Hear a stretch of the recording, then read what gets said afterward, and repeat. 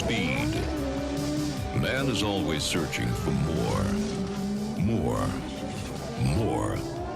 until his wheels seemed to be spinning in futility. It was this problem that led a group of engineers from Audi to come up with a revolutionary all-wheel drive system. In their quest for speed, they've found an advantage. Some say an unfair advantage.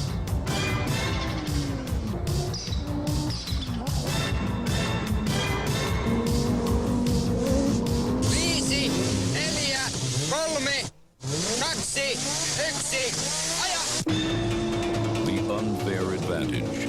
It's every racer's secret dream. That special bit of technology that gives you such superior speed that you're literally able to blow the doors off the competition at will.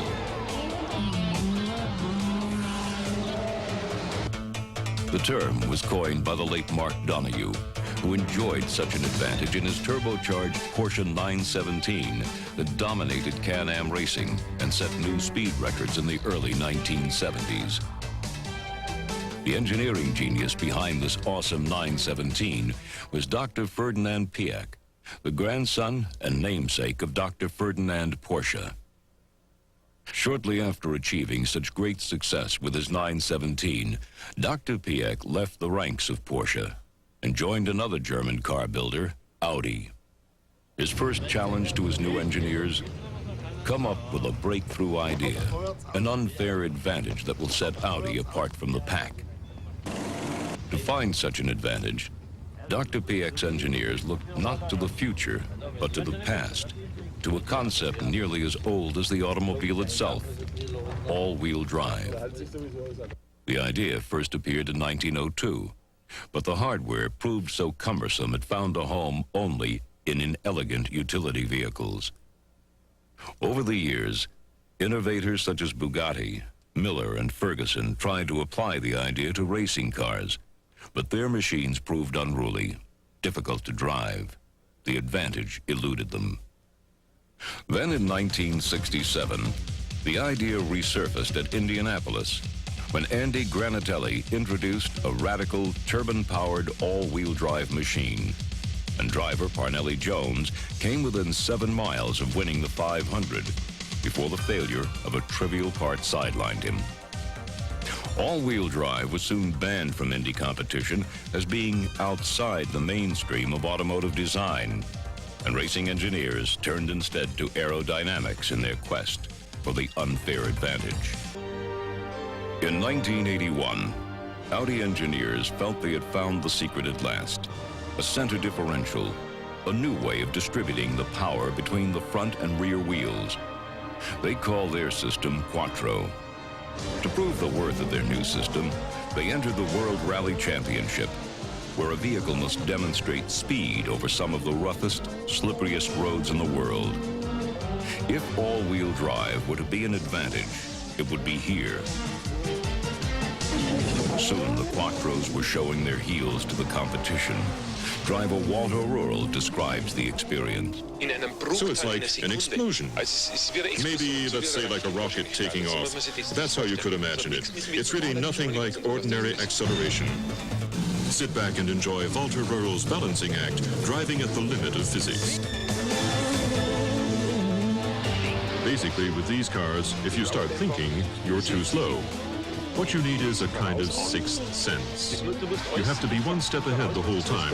With this car, if you wait till something happens, then it's too late. You have to anticipate. And all this talk you used to hear about driving by the seat of your pants, if that's how you feel what the car is doing, then it's probably the last time you'll ever feel anything, because if you wait that long, you'll go off the road. All-wheel drive also required a different driving technique: left foot braking to turn the car, as Walter Rural demonstrates here.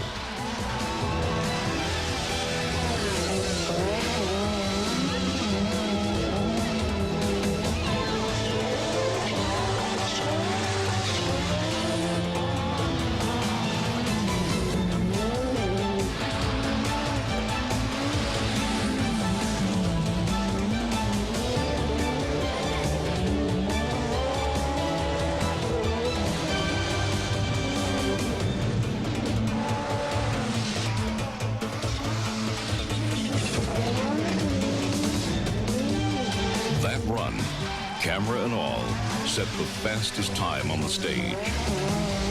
With 4 World Rally Championships in the record book, the Quattro turned toward America. The target, the Pikes Peak Hill Climb, an event dominated by single-purpose, single-seat sprinters with rear-wheel drive. American rally champion John Buffum was first to try the Quattro here.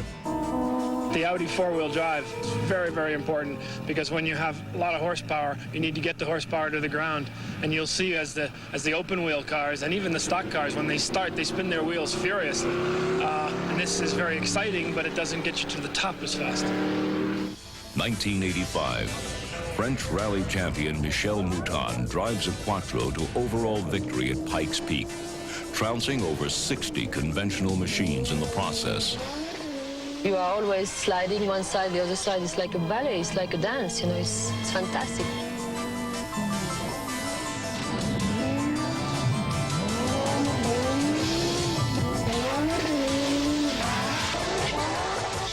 I looked at the car and I watched her run. Did a very good job in her driving.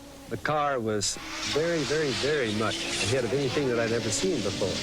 Audi has done an awful lot of work on all-wheel drive. And I saw things that just astounded me. And I started doing a lot of thinking, a lot of talking, a lot of studying, trying to see the best way to come back and get the record back in the amateur name.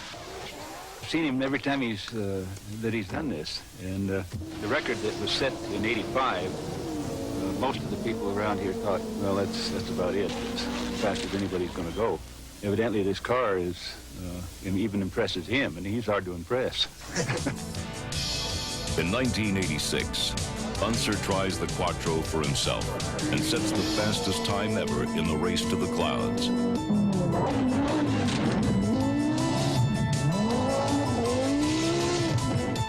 Walter Röhrl followed a year later with another record. And since then, every Pikes Peak winner has turned to all-wheel drive for their advantage. Next, putting the power to pavement.